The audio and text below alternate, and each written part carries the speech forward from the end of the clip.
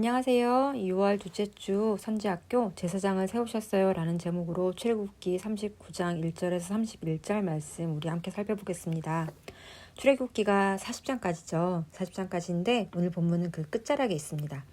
1장에서 18장까지는 모세가 태어나고 호렙산에 불타는 떨기나무 가운데 하나님의 부르심을 받아 애굽을 탈출한 이야기.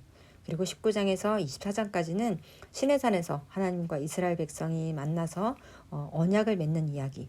그리고 25장에서 31장까지는 이스라엘 백성이 하나님과 만나는 성소와 성막을 어떻게 지어야 하는지 하나님께서 자세히 일러주시는 대목이죠. 그리고 35장에서 40장까지는 앞에서 말씀하신 대로 성막을 이스라엘 백성들이 짓는 이야기입니다. 그리고 오늘 39장 본문은 그 성막 제작의 끝부분에 있는 거죠. 그런데 제가 말씀드린 것 중에 빠진 장들이 있는데 혹시 눈치채셨나요? 32장에서 34장이 빠졌습니다. 성막 제작을 명령하고 또 실행하는 그 가운데 무슨 사건이 있었나요? 지난주에 살펴본 바로 금송아지 사건이죠. 즉 하나님의 명령을 받은 즉시 이스라엘 백성들이 성막을 건설한 것이 아니고 그 사이에 이스라엘은 우상을 만들고 그리고 완전히 멸절당할 위기에 처하게 되는 거죠.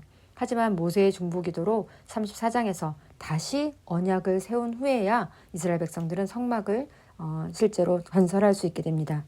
35장 이후 성막을 짓는 것은 단순히 앞에서 명령하신 바를 실행한 것 플러스 끔찍한 죄를 용서받은 것에 대한 이스라엘의 반응이었던 거예요. 읽어보면 앞에서 읽었던 내용이 또 나오는 것 같은 그래서 좀 지루해 보이는 대목이기도 한데요. 하지만 앞에 25장에서 31장까지가 성막 내부에서 외부로 또 중요한 것에서 사소한 것의 순서대로 이렇게 기록한 데 비해서 35장에서 40장은 실제로 성막 각 부분을 제작하는 순서를 따라 기록해서 이 순서가 조금씩 다릅니다. 그리고 성막 제작의 마지막 공정은 바로 제사장의 옷을 만드는 오늘 본문이에요. 오늘 본문 이후에 기름을 바름으로써 성막은 비로소 완성되는 거죠. 또한 성막 제작 과정에서는 창조주 하나님이 곳곳에 드러납니다. 여호와께서 모세에게 말씀하여 이르시되 라는 문구 한번 찾아보세요. 25장에서 31장까지 본문에서도 7번, 특히 39장 제사장의 옷을 제작하는 과정에서도 7번이 나옵니다. 또 성막을 다 조립하고 완성하는 40장에서도 7번이 나와요.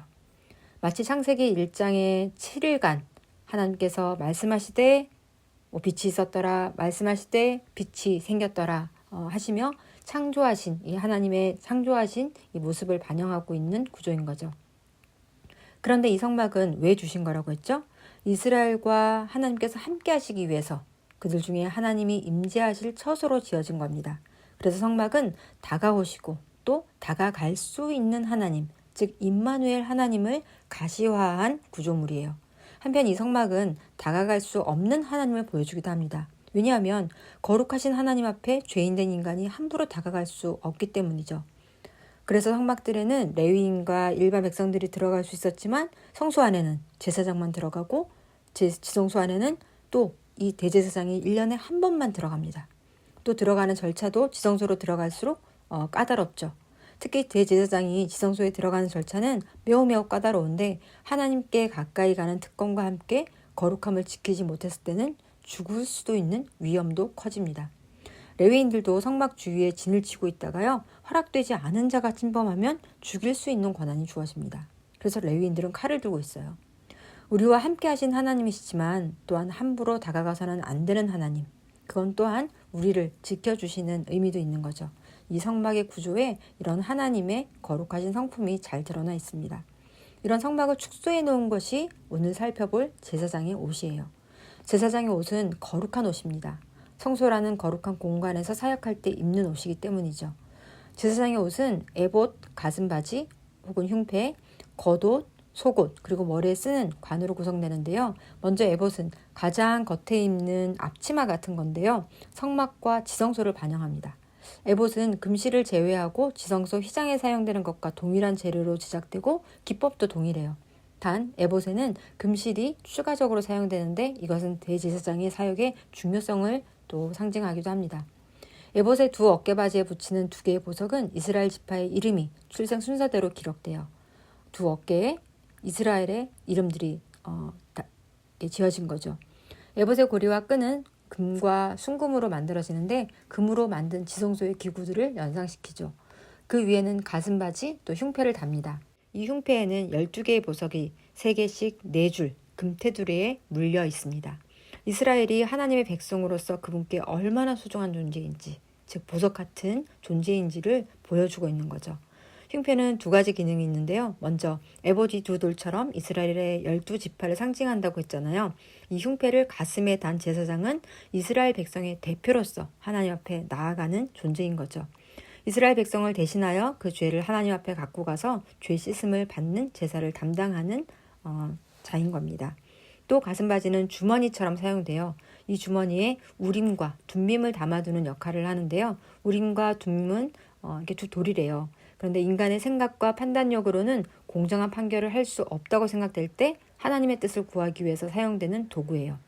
구체적으로 어떻게 사용되었는지는 확실히 알 수 없지만 하나님의 뜻을 백성들을 대신해서 하나님께 여쭙고 백성들에게 전달하는 중보자의 역할을 대제사장이 했던 거죠. 그리고 에봇 아래 입는 겉옷은 파란 청색입니다. 우주를 상징합니다. 겉옷 아래쪽에는 금방울과 석류 모양의 장식이 달리는데 석류는 이스라엘 땅의 대표적인 7가지 수산물 중 하나입니다. 포도, 대추야자 이런 것과 마찬가지로요. 그래서 슈퍼에도 가면은요 이스라엘산 석류 많이 볼 수 있어요. 석류 살 때 한번 원산지 확인해 보세요. 씨가 많아서 풍요와 생명을 상징하는 건데요. 솔로몬의 성전 기둥에도 수백 개의 석류 모양의 장식이 있죠. 이 석류와 함께 금방울이 달려 있는데요. 대제사장이 입고 여호와를 섬기러 이 겉옷을 입고 성소에 들어갈 때 그리고 성소에서 나갈 때 방울 소리가 움직일 때마다 딸랑딸랑딸랑 들리겠죠.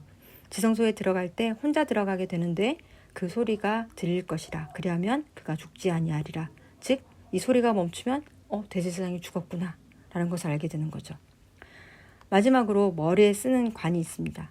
여호와께 성결이라고 쓴 순금패를 붙인다고 했어요. 우리 사가의 마크도 바로 이 제사장의 관을 본뜬 이미지입니다. 거룩한 왕관이죠. 여호와께 성결. 이렇게 대제사장이 갖춰 입는 대제사장의 복장에는 하나님의 거룩함, 창조주 하나님, 당신의 백성에 대한 사랑이 잘 드러나 있습니다. 대제사장은 그야말로 걸어다니는 성전인 셈인 거죠. 하지만 제사장의 옷을 입는다고 다 제사장이 되나요? 오히려 제사장의 옷은 아무나 입을 수 없습니다. 레위 자손 중 아론의 아들들만이 제사장이 될 수 있었고 아론의 아들 중 엘라살의 자손이 대제사장이 될 수 있었습니다. 또 제사장의 옷을 입는다고 모두 온전한 제사장이 될 수는 없었죠. 사무엘이 태어났을 때 당시 제사장이었던 엘리 제사장, 그 아들들, 이들도 죄인이었던 거죠. 그래서 속죄일에는 다른 날과 달리 세마포 옷을 입습니다. 대제사장이 이스라엘 백성의 죄를 대신 지고 가는 제사를 드리기 위해서는 자기 죄를 먼저 깨끗이 해야 하는 거죠. 그 속죄일에 자신도 그리고 자신의 가족도 하나님 앞에서 다른 사람들과 다를 바 없는 죄인임을 확인하고 죄사함을 받아야 했습니다. 이 점이 예수님과 차이점입니다. 대제사장은 이스라엘 백성을 위해 속죄제를 드리는데 즉 죄를 사하여 주는 임무를 수행하는 자이지만 자신도 죄인이기 때문에 자신을 위해서도 속죄제를 드려야 했죠. 하지만 예수님은 죄가 없으신 분이었습니다. 그리고 짐승에게 사람의 죄를 전가하여 그 짐승의 피를 드리는 제사는 매년 또 죄를 지을 때마다 반복되어야 했습니다. 염소와 송아지의 피는 온전한 속죄를 이루지 못했지만 예수님은 십자가에 흘리신 당신의 피로 단 한 번의 영원한 제사를 드리셨기 때문에 우리는 더 이상 제사를 드리지 않죠. 우리가 드리는 예배는 예수님이 하신 이 일에 근거하여 하나님께 드리는 예배입니다. 또 대제사장은 아론의 반차, 서열을 따라서 엘르아살의 아들이 대제사장이 되었지만 예수님은 멜기세덱의 반차를 따라서 하나님께서 직접 임명하신 대제사장입니다. 이스라엘의 대제사장은 땅에 있는 성소이지만 예수님은 성막을 찢으시고 하늘 보좌에서 우리를 섬기시는 대제사장이시죠. 이렇게 하나님께서는 대제사장 되신 예수님과 함께 우리도 제사장으로 부르셨어요. 그러나 너희는 택하신 족속이요 왕 같은 제사장들이요 거룩한 나라요 그의 소유가 된 백성이니 이는 너희를 어두운 데서 불러내어 그의 기이한 빛에 들어가게 하신 이의 아름다운 덕을 선포하게 하려 하심이라. 베드로전서 2장 9절 말씀하셨죠. 예수 그리스도의 피로 거룩한 백성이 되어 하나님을 예배하고 또 온 세상이 그 예배에 참여하도록 하나님을 전하는 일로 우리를 부르신 겁니다. 이는 하나님께서 이스라엘 백성을 출애굽시키시고 또 제사장 나라 삼으신 목적이기도 합니다. 이 땅에 사랑의 교회를 세우신 창립기념주일을 맞아 지키는 글로벌 선교주일에 우리에게 주신 이 사명을 새롭게 하는 복된 주일이 되시길 바랍니다. 함께 기도하시겠습니다. 거룩하신 하나님, 죄와 허물로 참담해진 우리를 예수 그리스도의 피로 깨끗하게 하시고 이제 영원한 대제사장 되신 예수 그리스도와 함께 우리를 거룩한 제사장으로 불러주심에 감사드립니다. 거룩하게 된 하나님의 백성임을 기억하고 온 땅에 하나님의 복을 전하고 아름다운 덕을 선포하게 하신 그 사명을 감사히 받으며 우리가 오늘 걸어다니는 교회, 움직이는 교회가 되어 그 사명을 온전히 감당하겠습니다. 온 땅이 새 노래로 하나님께 영광을 돌리고 하나님을 찬양하도록 땅끝까지 우리와 함께하여 주옵소서. 이 모든 말씀 예수님의 이름으로 기도드립니다. 아멘.